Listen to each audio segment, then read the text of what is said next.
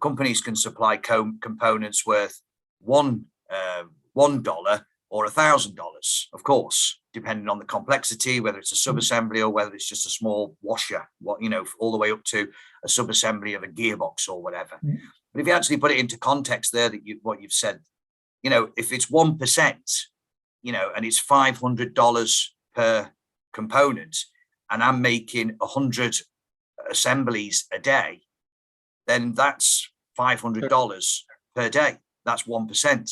So that's $500 off your bottom line. If you don't do something about it and, get back to the supplier and through the procurement department, and set up the correct contracts so that returns goods are paid for, or, how that's all negotiated, then that's an awful lot of money off your bottom line. Well, plus usually it's not just the cost of the parts, right? These parts have been it's all the administration, etc., etc. Right. It needs to be sorted out. The potential loss of business as well. I mean, I went to a company a year and a half ago, and basically they were trying to recruit me as an operations director, and I got there and I said, okay, what's your defective parts per million rate? And I got the 1%, and we think that that's really good. And I said, really?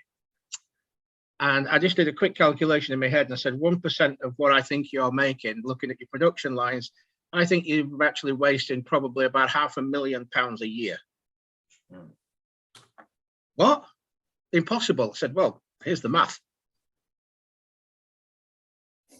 I said, 1% is not acceptable. It's 0.001%. Yes. 1% on a $24 piece of equipment is not very good. In fact, it's very, very poor.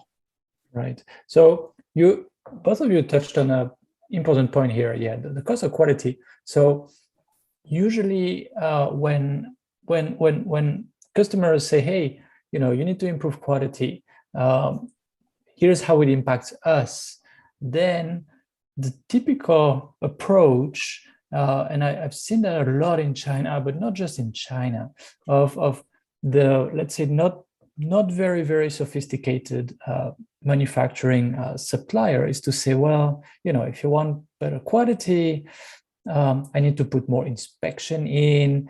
I would have more rework to do. I will have to scrap more material and reprocess more material and everything. All of this will come at an extra cost. And I'm sure you've heard that, 500 times. And I've never accepted it. Right. So how do you actually explain to them that this is really maybe totally the wrong way to think? Change of mindset is an important part of this, to be honest with you. I don't know. I mean, Max, changing people's mindset of the cost of quality.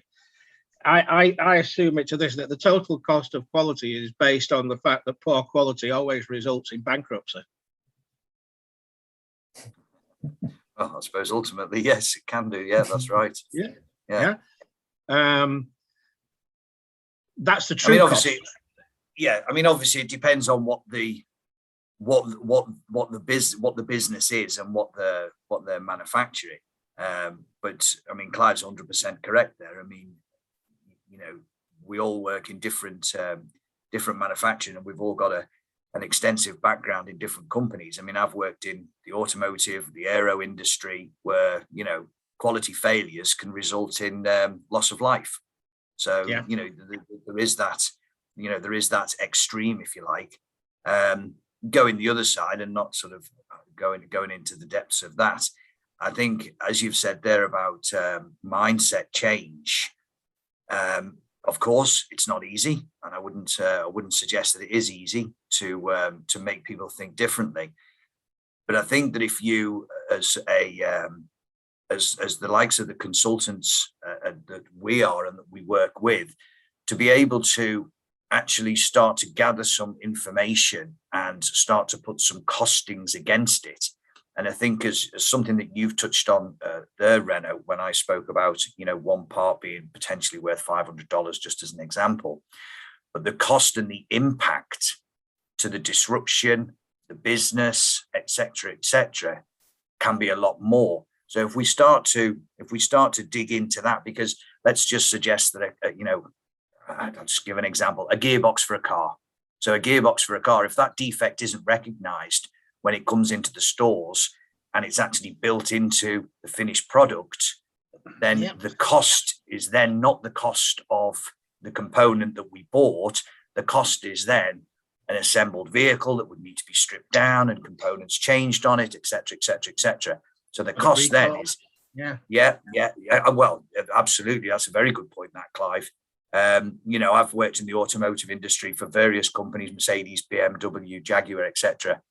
And if you get a recall, then, we see it in the press sometimes where, a defect has been recognized and the recalls brought in for a whole period of vehicles or something like this that was bought over a period of time, take it back to the garage. Cost is immense.